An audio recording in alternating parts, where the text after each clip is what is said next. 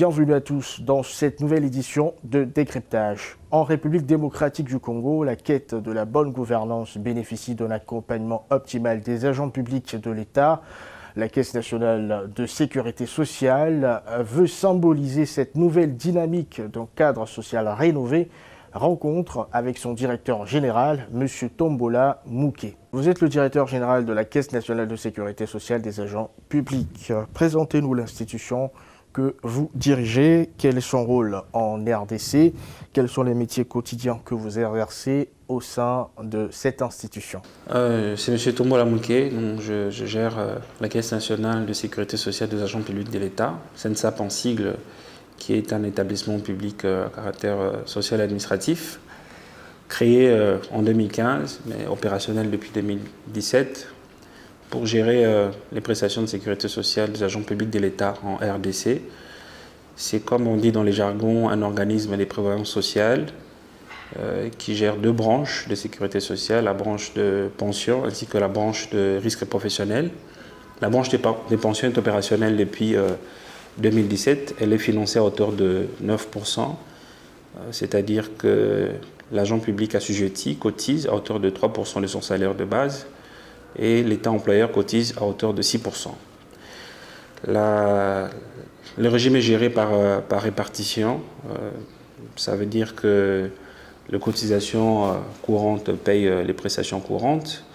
C'est un régime qui a été mis en place pour remplacer l'ancien système dans lequel l'État, le Trésor public, payait seul les prestations de retraite. Donnez-nous les chiffres exacts de couverture en 2022, aussi bien sur un plan technique que territorial. À ce jour, c'est 192 000 cotisants à la CNSAP pour en arrondi 1000 bénéficiaires directs et indirects. Sur le plan territorial, la CNSAP est déjà à Kinshasa et à Lubumbashi, mais c'est une caisse nationale donc qui est appelée à s'étendre sur tous les territoires nationaux. D'ailleurs, elle s'est dotée il y a 2 ans d'un plan de déploiement territorial sur 10 ans. Et cette année, il est prévu l'érection de nouvelles agences dans d'autres provinces, surtout de la partie ouest de la République démocratique du Congo, pour continuer à rapprocher les services des assurés. Particularité assez unique en RDC, depuis votre nomination, vous tenez à faire publier un rapport annuel des réalisations de la Caisse nationale de sécurité sociale des agents publics, ainsi que des états financiers certifiés. Cette démarche répond-elle à un véritable souci de transparence ou au simple affichage? Merci. C'est une démarche qui s'inscrit vraiment en droite ligne de nos valeurs institutionnelles, qui sont résumées dans l'acronyme TRIP, transparence, respect, intégrité, professionnalisme et excellence. Je pense que lorsqu'on a une mission de service public, c'est le cas de la CNSAP qui est investie d'une mission de service public, il faut de la transparence, c'est une des exigences de gouvernance, mais aussi lorsqu'il s'agit d'un établissement qui a été créé dans le cadre d'une réforme, parce que la CNSAP est née de la réforme de l'administration publique, il y a nécessité à crédibiliser les procédés, même les acteurs de la réforme. Quand on commence à faire de retenue sur la rémunération des assurés, il faut absolument cet effort de redevabilité et de transparence, mais aussi cette implication des parties prenantes. C'est d'ailleurs l'une des leçons centrales de l'économie politique de réforme, l'implication des parties prenantes. Et celle-ci commence par la transparence, par la redevabilité.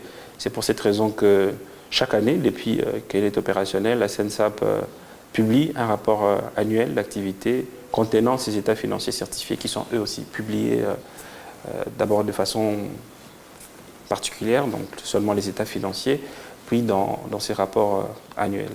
Autre particularité, la Caisse nationale de sécurité sociale des agents publics s'inscrit comme la première institution publique certifiée ISO 9001 en RDC.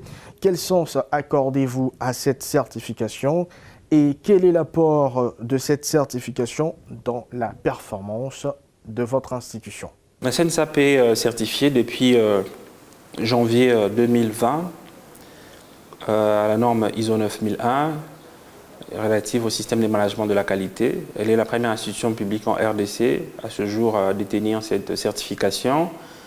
Au moment de sa certification, en janvier 2020, elle était seulement la 4e institution dans le domaine de la sécurité sociale en Afrique à détenir cette certification. C'est un motif de fierté.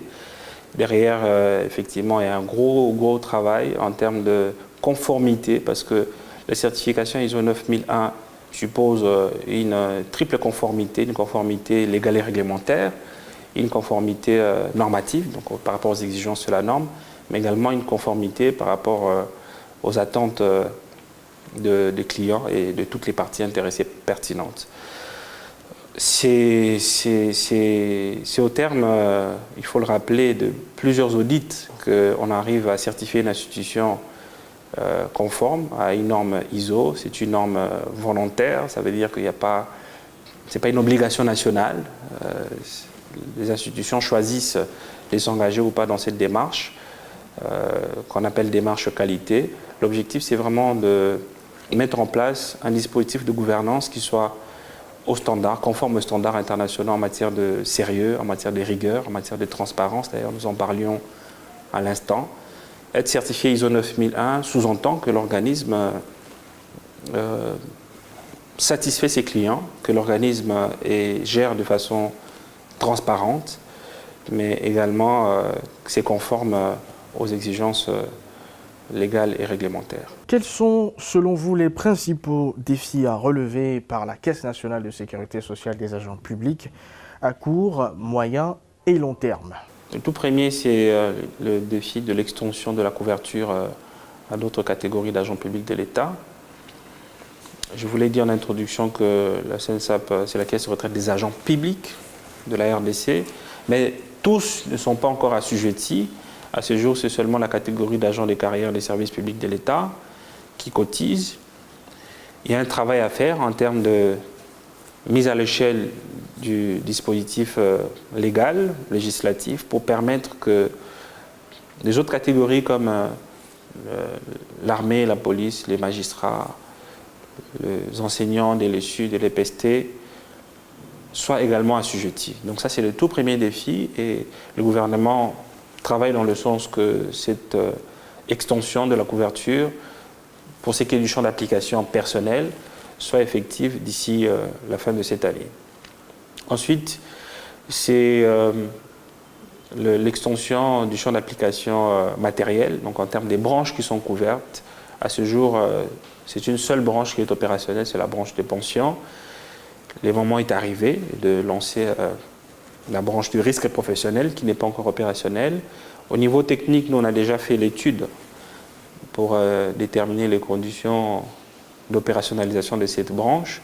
Maintenant, à la faveur de la mise à l'échelle, comme je le disais, de l'arsenal juridique, je pense que le gouvernement va également lancer l'institution sur cette nouvelle branche de risque professionnel pour couvrir les agents publics pour les prestations en cas d'accident de travail et des maladies professionnelles. Et enfin, c'est les déploiements territoriaux. Je vous ai dit qu'à ce jour, c'est 2 provinces qui sont couvertes. C'est vrai que le déploiement est progressif, cela va de soi, l'institution est jeune, mais il y a nécessité de continuer ces déploiements. Cette année, c'est 3 nouvelles agences qui vont être lancées à l'intérieur du pays et ces processus vont se poursuivre au courant de 10 prochaines années.